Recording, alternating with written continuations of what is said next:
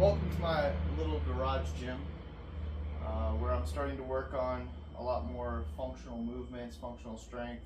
I know that word's thrown around a lot, but after doing basic free weight gym lifting for quite a few years, thought I'd switch it up a little bit, make things a little more interesting. We have 165-pound Atlas stone, a 50-pound med ball, 100-pound sandbag, a homemade 150-pound sandbag, an old punching bag that weighs about 40 pounds, a Home Depot bucket filled with sand, weighs 72 pounds. Today I'm just gonna kind of do a bunch of random movements and work my way up to hopefully lifting the Atlas stone. I just got this recently. I haven't even tried to lift it yet.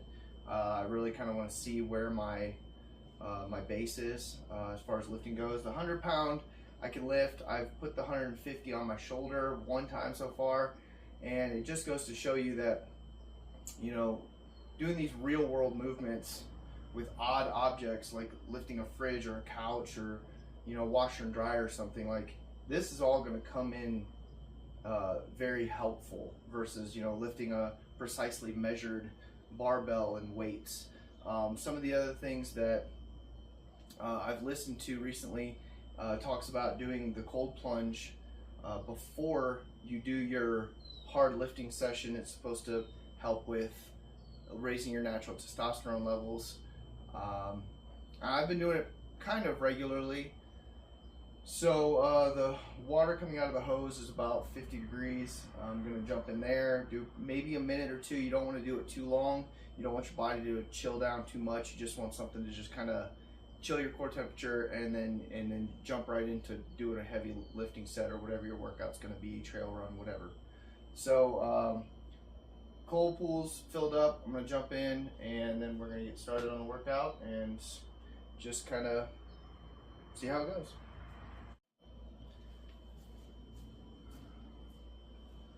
All right, 2 minutes in the cold plunge, feels great.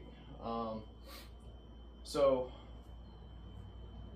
something else that I'm trying to fix for myself is my mobility, and I also want to feel a little bit more grounded while doing this type of training.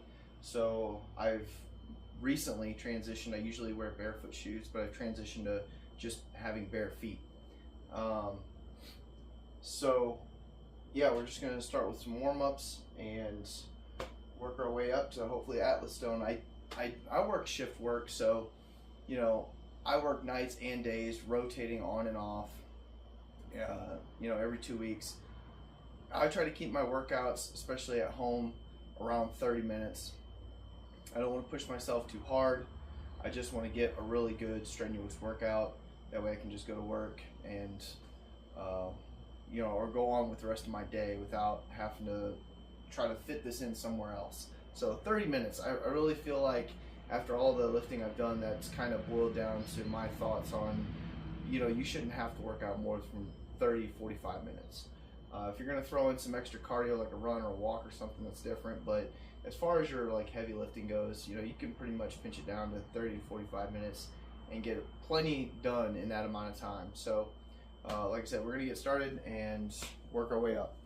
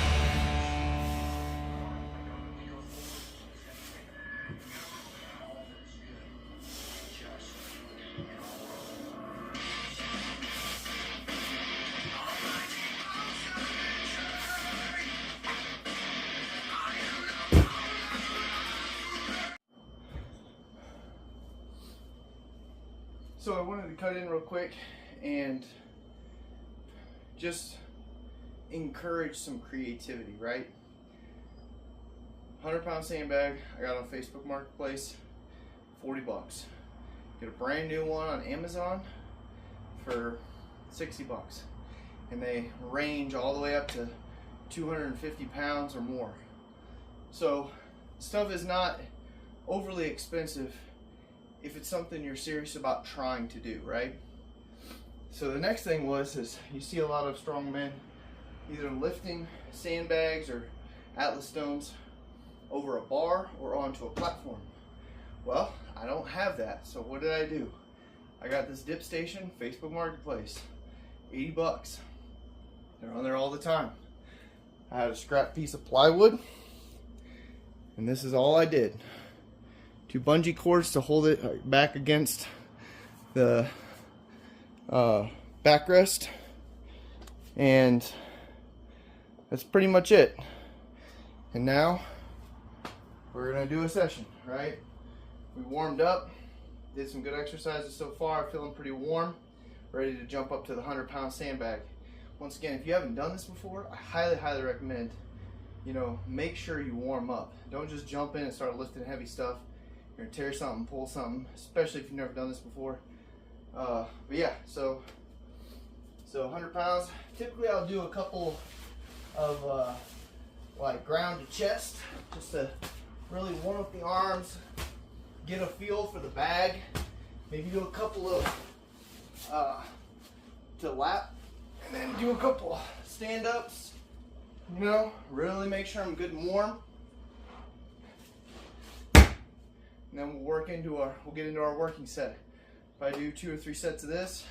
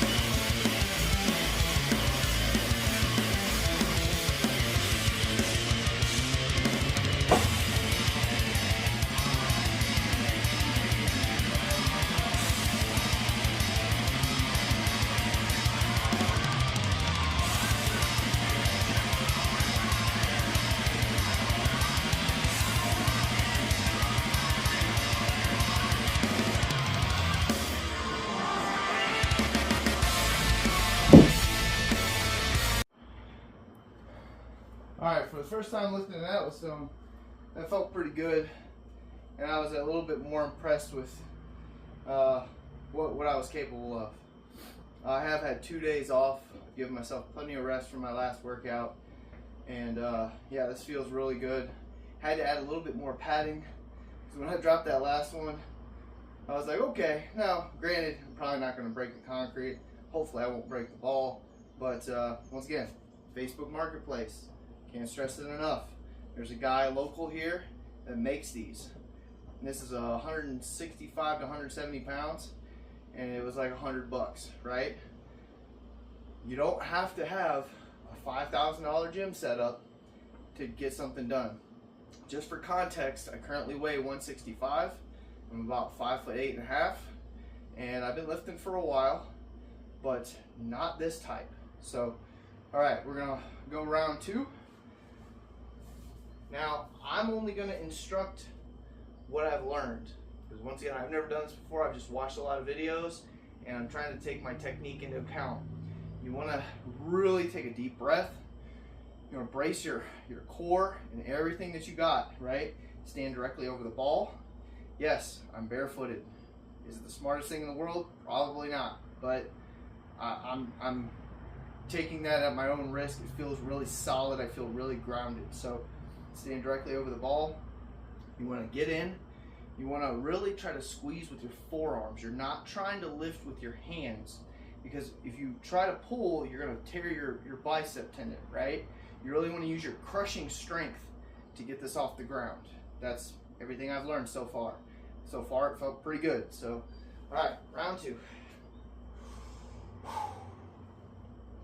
Dig your hands way under the ball. Really crush. Take a deep breath.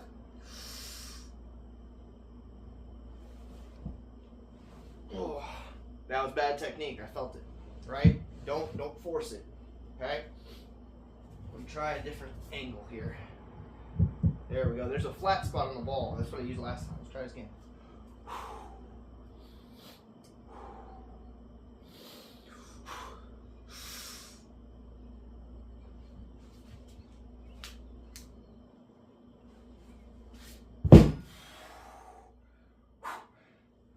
All right, we'll probably do one more, and that'll be it for the day.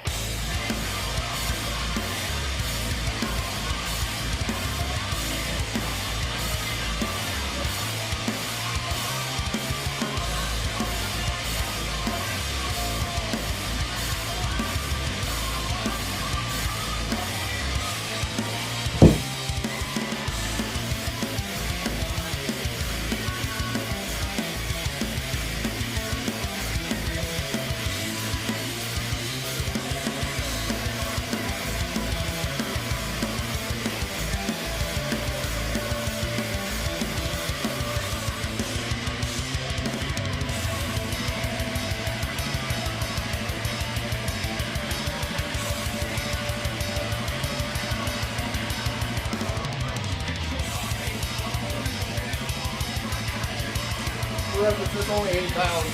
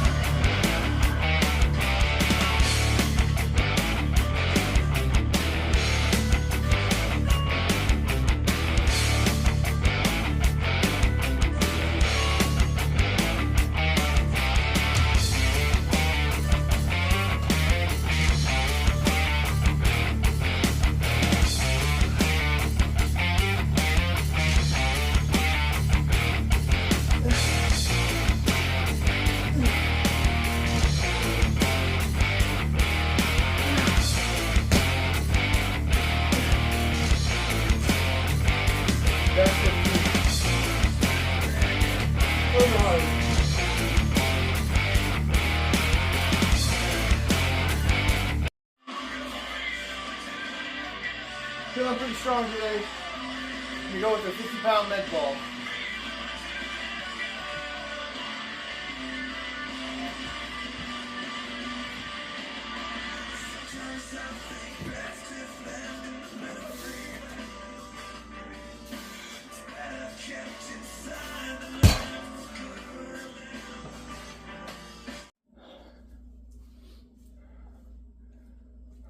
Well, that concludes my first workout video. I'm going to try to be a little bit more consistent to record these sessions to not only share, but also to hold myself accountable and to show my progression. I want to be able to lift that 165-pound stone to my shoulder eventually. That's the goal. And I would like to look back one day and say, you know, look how far I've progressed. You know, but also show realistically to anybody out there that's wants to get into this type of lifting what's possible. I've got a tiny garage. I got a minimal amount of workout equipment. I got a treadmill, $100 stock tank from Tractor Supply to make my own cold plunge. Everything is doable if you just make it simple, right? So get creative, go out there and achieve the goals that you're trying to set for yourself. I'll also post some nutritional stuff to kind of give you my take on what I've done to lose, I don't know, 10 or 12 pounds in the last 3 or 4 months. Just slow, consistent, just trying to lean up, get rid of some of that stubborn body fat for the summertime. But yeah, so I really hope you enjoyed the video. Leave a comment, let me know what you think.